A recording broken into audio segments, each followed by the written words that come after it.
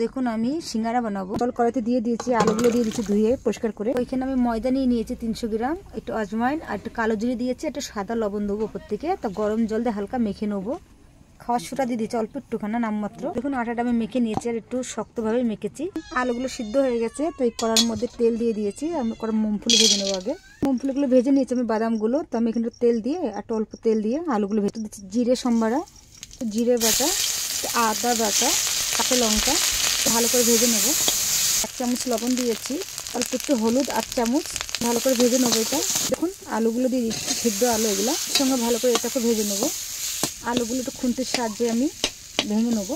একটু লাল লঙ্কার গুঁড়ো সামান্য একটু দিই। তো দেখুন আমি মুগফলিগুলো দিয়ে দিচ্ছি, এটা বাদামগুলো তারপরে দিয়ে দিচ্ছি। দেখুন অল্প একটুখানি গরম মশলার গুঁড়ো, একটু ভালো করে মিক্স করে নেবো। দেখুন ময়দাটা আমি এরকম লেচি কেটে নিয়েছি, আর এই যে আমার ঠান্ডা হয়ে গেছে ব্যাটারটা, আর আমি পাটাতেই করবো।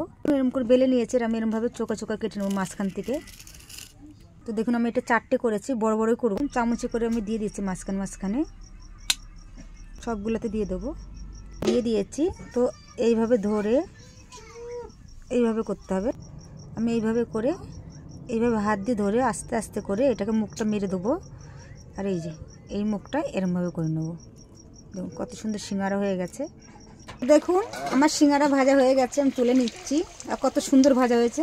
তো দেখুন আমার সিঙ্গারা রেডি হয়ে গেছে। কাদের ভালো লাগবে কমেন্ট করে বলবেন, আর ভালো লাগলে শেয়ার নিশ্চয়ই করবেন।